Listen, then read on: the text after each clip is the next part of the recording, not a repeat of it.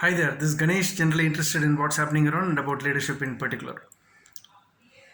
Some things that happen around make us reflect on some writings, some teachings, some stories you've already read about or heard, etc. More often than not, some incidents that strike us find an echo in the Panchatantra. The Panchatantra, for those who have come in late, is an ancient treasure trove of worldly wisdom, and we can find many leadership lessons therein. Some stories from the Panchatantra have found their way all around the world, and some have even get echoed in the Aesop's fables. The story I can think of now is that of the animal which suddenly enters a jungle. The other animals are confused. They never know, they have never seen an animal like this. This new animal is blue in color, has got four legs surely and a long tail, but is furry and blue. And very importantly, it claims divinity. It claims to have a divine right to rule that jungle. The other animals are completely confused because they have never seen anything like it.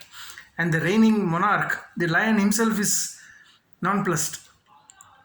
So the new animal takes over and all governance falls apart.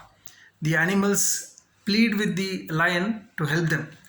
But the lion is confused and is unsure about its own security because it doesn't know what the new animal's powers are. This goes on for some time. Till one fine day it rains. All the animals were obviously in hiding, firstly from the new blue colored animal, and secondly because of the rain they were taking more shelter. And suddenly they start hearing the howl of a jackal.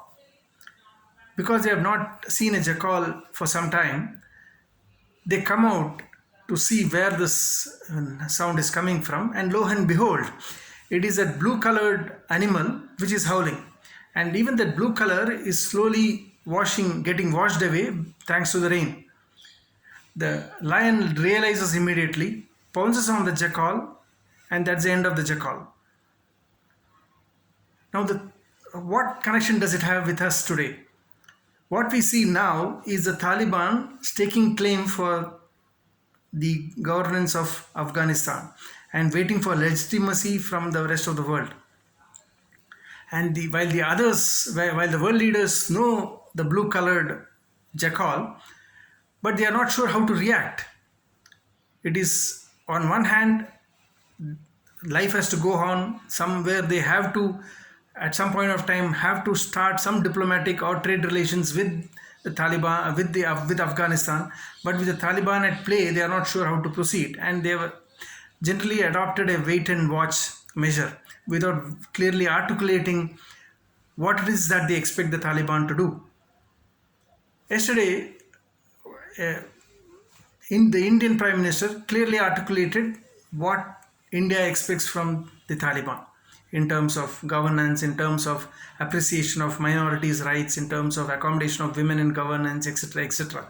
So at least one world leader has actually articulated the expectation that the world, or at least India, has on Taliban. Hopefully, if the other world leaders also follow suit, there is more international pressure on Taliban to do the right thing by the Afghanistan people. It is all well for leaders sometimes to play cards close to their chest. It is a game of real politics sometimes. Not being very upfront, be guarded in your response and your approach. But leadership is all about, if not always, at least in some moments of crisis, to stand up for what you think is right, have clarity of thought and the courage of your conviction to make your stand very clear for the rest of the world. Hopefully, a lot of good things will happen even now for the Afghan people. With this thought, wishing you all a very happy weekend ahead. Have a nice day.